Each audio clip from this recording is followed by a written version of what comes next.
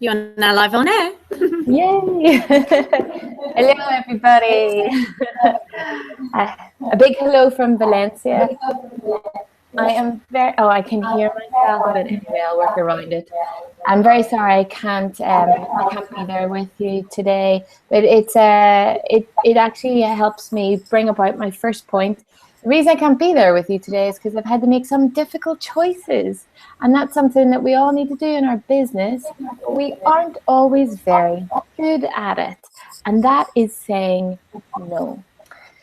When we say no to things, we go through all of these emotions, but what if they don't call again? Or what if this client doesn't want to use my services? And we go through lots of Jodie, I'm just turning the camera around so you can see the ladies.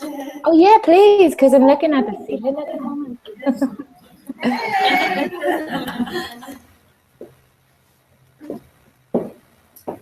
Oh, yeah.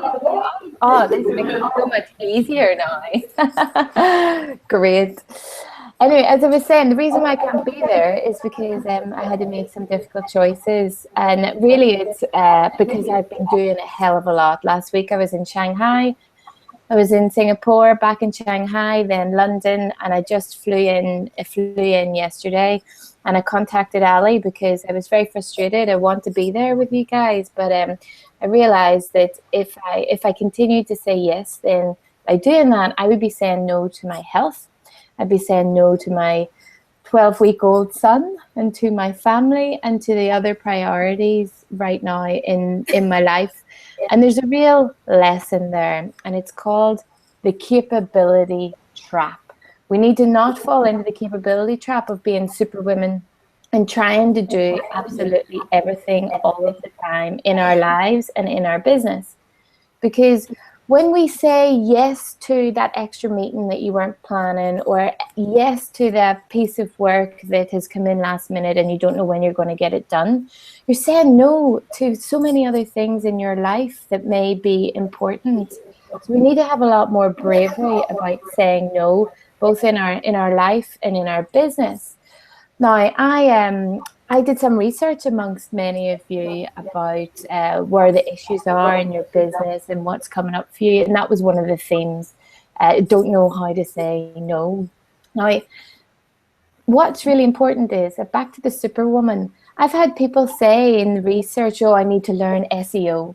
And I need to learn how to do Twitter, and I need to learn how to build a website. No, you don't. You can't do everything. There's people with these skills, there's people with these expertise that you need to bring in. That doesn't mean you have to employ people, but it does mean you need to outsource some of the work. You are great at what you do, and you've set up your business in the hope that you can do more of what you do. But what you find is you end up getting sucked into all of these other things, Excel spreadsheets and marketing and things that you never thought that you'd end up doing. So make sure you build yourself a support network. It's not people that you have to employ. You can use websites like Upwork or People Per Hour. I use them all the time. I find designers on there. I find SEO experts, people all around the world who are really affordable and efficient and much better at doing these things than I am. So when it comes to, I think the first message that I want to give across today is about the importance of difficult choices and not falling into the capability trap, which is just because you can doesn't mean you should. Just because you can does not mean you should. We need to get better and braver at saying no. Now, the other element that I wanted to talk to you about is speaking, actually. 90% of you said that you wanted to leverage speaking, whether it's on the stage or at events or on YouTube, doing little video sessions in order to help leverage speaking in order to help your business. But you weren't sure where to speak or how you could get involved in events, and you weren't sure that people would want to hear what you had to say, and that you didn't have confidence to speak. I'm just going to tell you about how I got into it, actually, and the importance of not waiting for the stage. So why is speaking good leverage for your business? Well, it's the best way really to convey yourself as an expert. Because, well, let's face it, we when we see people on stage, automatically by default we think, okay, they must know some stuff that I don't know because they're up there and I'm down here. It, it's really important to convey yourself as an expert in your industry. And that's really about getting out there and talking about the topic. And if you can't find a venue or an area for you to speak, then create your own stage. Now, what do I mean by that? Well, I started speaking about 5 years ago. Well, I started speaking about 35 years ago, but I started getting paid for speaking about 5 years ago. And yeah, in Ireland, we don't normally need to be paid to speak. We talk all day, you let us. But I turned it into a profession years ago. And what I started with was the message. What is it that I really want to get out there? What is it that I'm really passionate to talk about? And my first talk was called How to Think Differently. And it's all about the mind. It's all about how we self-sabotage, how we set mind traps for ourselves and quickly fall into them, how we hold ourselves back in life. And I was very passionate about that topic, and I still am today. And I am, rather than waiting for an opportunity to speak, I said, okay, let me just get my story down. What is the message that I really want to convey? And then I decided to get on Meetup and create a group called Motivating and Inspiring Talks to Challenge Your Thinking. And then I put a date for when the first talk, How to Think Differently, would happen. Meanwhile, I'd emailed a friend who's a designer and asked them to come up with a graphic that would work with that. And they came back with a fantastic brain that was all 18th century style, but it was very good to use for marketing. But I set up the 11th of August as the date that I would speak. And I'd gone across the road to the local bar and asked them if I could use upstairs as a venue, and they said no problem. Now, within 1 hour of setting up that meetup group, I had 194 people who were interested in joining that wider group. Now, I didn't have 194 people come to hear me speak, but they were interested in the topic. And I had the 11th of August. Now, I had not finished the talk. I had an idea. I had a rough conversation about the venue, but I didn't know exactly if it was confirmed. Having that date put so much pressure on me to actually make it real and make it happen that became my catalyst and that became my motivation. And because what I'd realized was I'd had this idea of I want to speak, but then I had all of these excuses of, what if people don't want to hear what I have to say? What if I don't get, a polished talk? What if I'm not good enough on the stage? What if people don't come? And the only way to overcome that was just to make it happen. It was just get a date, put it out there into the world, and then hold yourself accountable. And so leading up to the 11th of August, I was running around in circles going, oh my God, I haven't finished this talk, all these people are coming. And anyway, fast forward to the 11th of August, I had 28 people in the room, which is really bloody good for something I just set up on Meetup and I've never spoken before. 14 of them were people I knew, and 14 of them I'd never met before. So don't be afraid to create your own stage. And when you're really thinking, what if people don't want to hear what I have to say? What if I'm not really good? Well, what if I get nervous? You've got to really think to yourself that it's not actually about you. It's about the topic. It's about the message that you're trying to convey. It's bigger than you. So try and take your ego out of it and focus on the message. Why is this important? Why do I care about it? Why am I trying to communicate in this way? And another top tip for the people who are nervous about speaking, you imagine yourself getting up on stage and you think, oh my God, my voice is going to start to shake. What if I forget what I'm going to say? Then people say to you, you should picture the audience naked. I don't know about you, but that has never bloody well worked for me. Absolutely not. It's like, why would that work? I have no idea.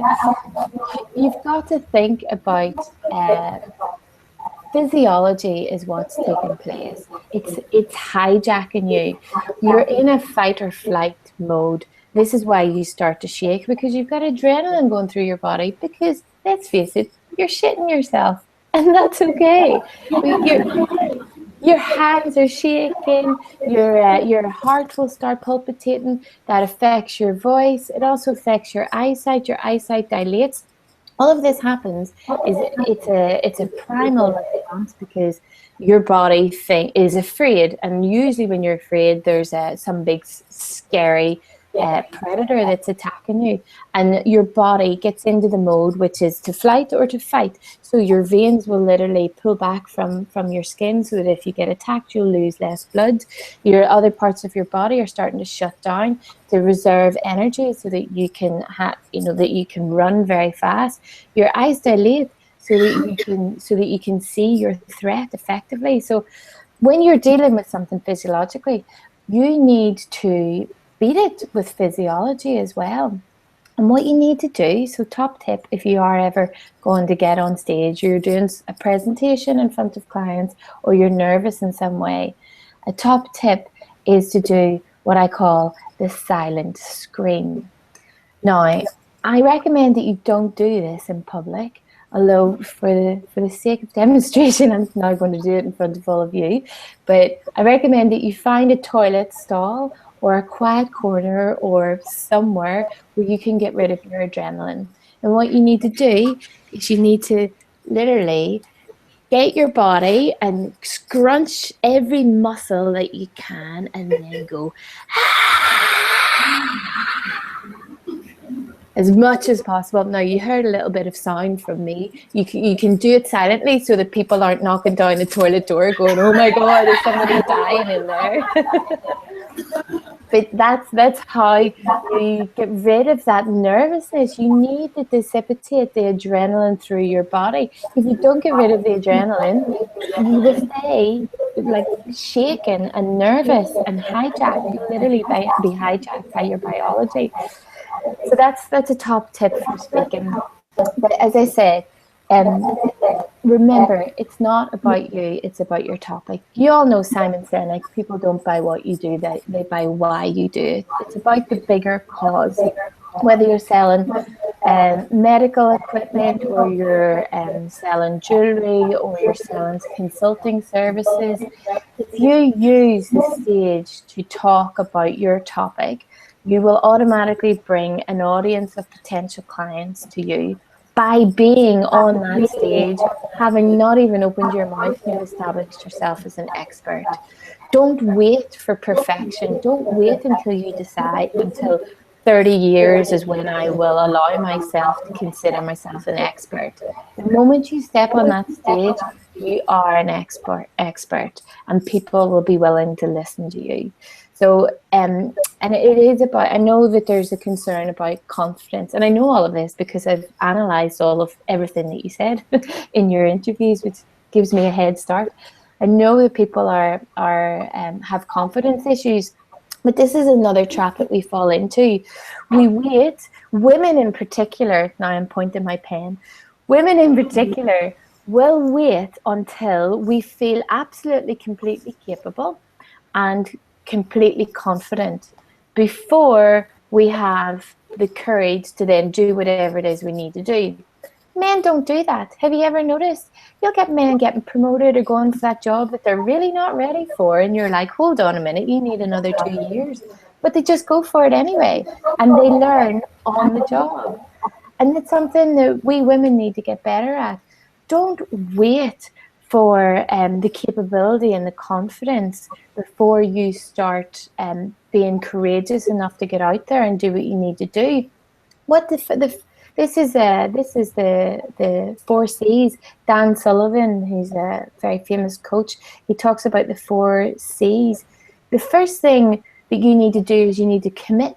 You need to commit to whatever it is that you're going to do, whether it's to speak on stage, to double your business in 2 years, whatever it might be.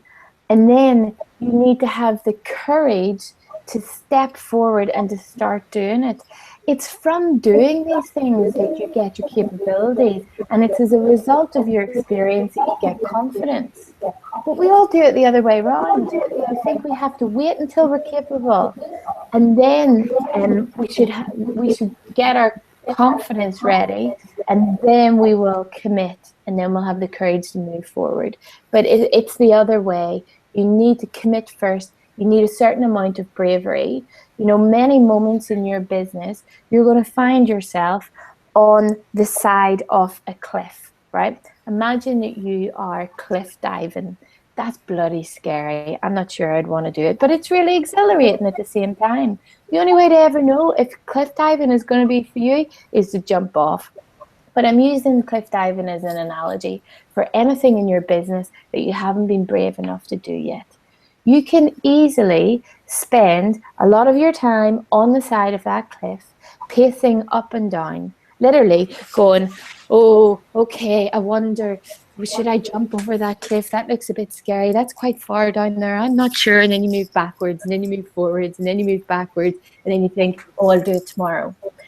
But at some point, you need to just suck it up and be brave and jump. And it's the same in our business. At some point, you need to be brave, whether it's about speaking on stage, whether it's about writing that book, whether it's about picking up that call to a potential client. You need a lot of bravery when it comes. And that brings me to the point about fear. We have fear is what holds us back. Fear and worry in life is what holds us back from doing the things that we really want to do. And then a monologue will happen in our minds around, oh, I'm not good enough, or what if I fail, or what if this happens, what if that happens, and it roots us to the ground. But we need to think about what the hell fear is, because it's not real. Fear is an emotional response to one projected outcome in the future, which may not happen. So we owe it to ourselves not to spend all of our energy worrying about something that might go wrong, and instead focus on what could go right. Focus on the benefits of being brave. Focus on what could work out to your advantage within your business. We can't let fear be a reason to hold us back. Fear is a primal instinct designed to keep us alive. We don't have the predators we used to have anymore. We just have bosses and clients who, you know, they can be as scary as saber-toothed tigers sometimes, but they ain't going to kill you, really. Okay, what I'd like to move on to is the business model. From looking at a lot of your responses, I get a sense that people don't really have business models. There's a real, so I wanted to do this, so I've started doing it, and now I'm trying to sell it. But there isn't necessarily a kind of strategy or a plan for the business. And I know a number of you are stuck in the time for money business model, which is what I used to do as well. I work as a coach, but I was very conscious of when you trade your time for money, you can literally do a calculation right now to know what your maximum earnings will be, because you're not getting any more time. You've got the same 24 hours as anybody else. So having a time for money model immediately limits you. You can either charge more for your time, but there's only so much you can charge before you start to lose volume, before you start to lose clients. Or you can start to apply different business models. I'm going to share with you the business model that I use, and it's called the staircase business model. And it's exactly that. If you can imagine stairs with varying layers. So the first stair, sorry, my accent, I'm from Northern Ireland, so I'm not sure if you can always understand the words. I say stir, but English people would say stair. So it's a staircase model. And if you can imagine, the bottom layer of that is all about free. It's all about free content. I'm talking about blog posts, I'm talking about newsletters.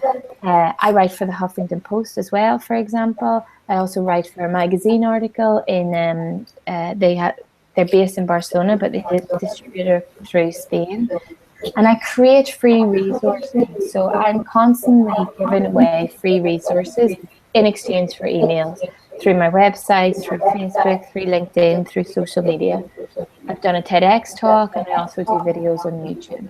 But you need to be communicating with your people, with your tribe, but you need to be providing free content. The only way people can get to know you should not be through spending money, because people won't do it. You need to have confidence in you and your ability before you can trade people up, which is why it's a staircase. You're ultimately trading people up through the business model.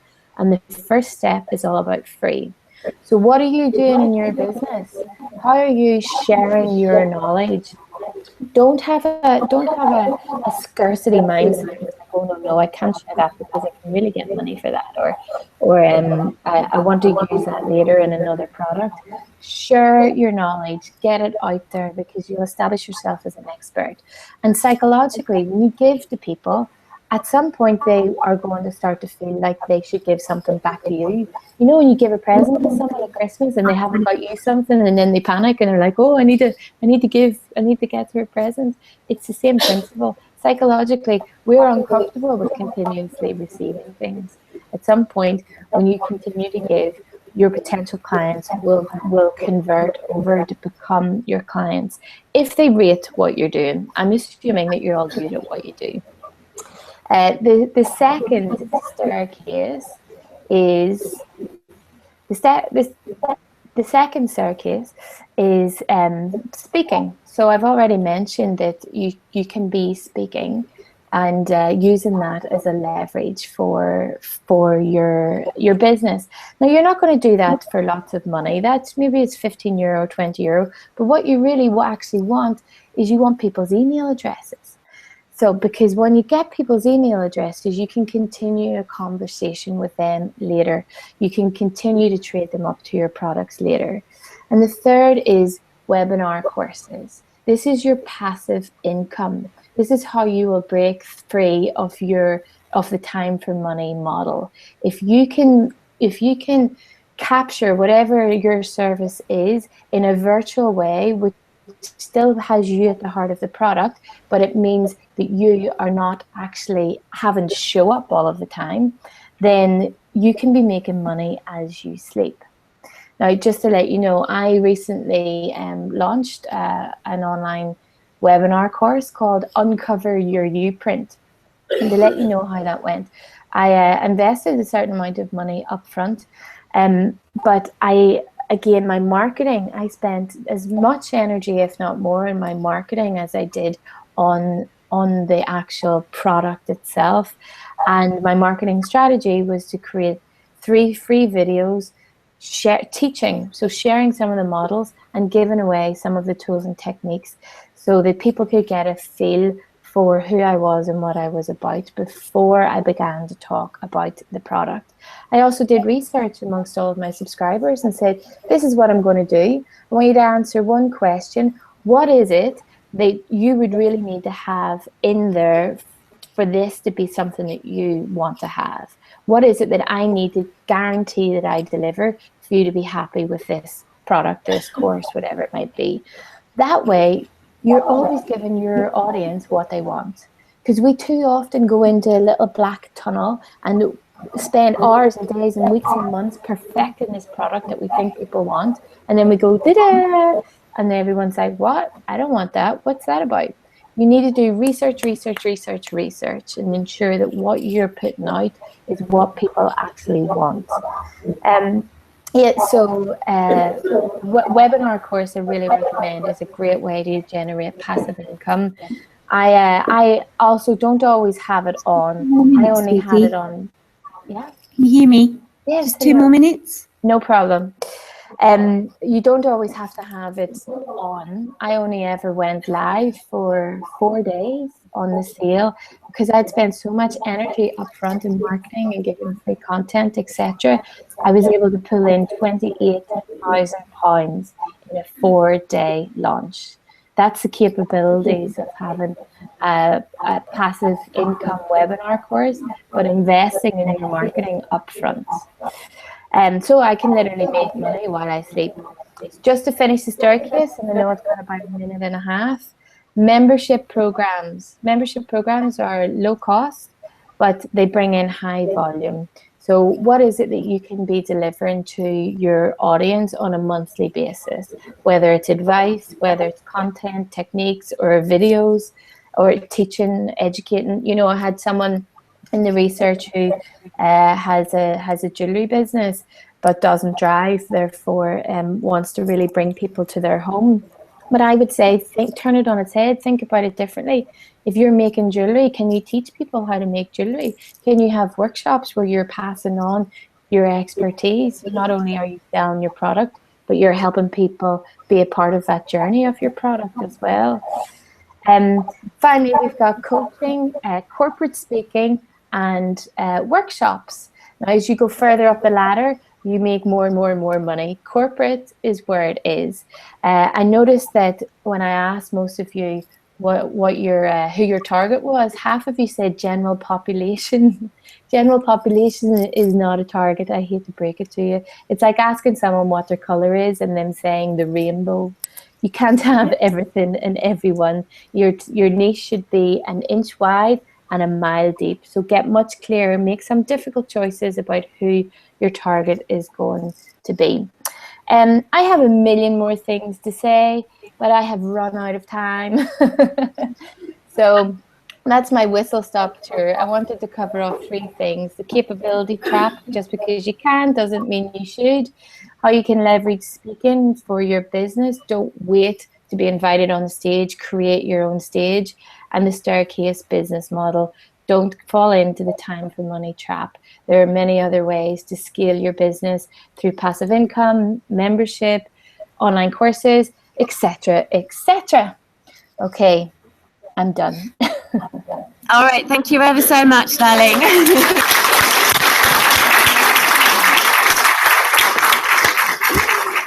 I'm going to switch you off now. Bye. Massive thank you, Jodie. Thank you so much. That was a great speech, and I hope it has made you feel inspired.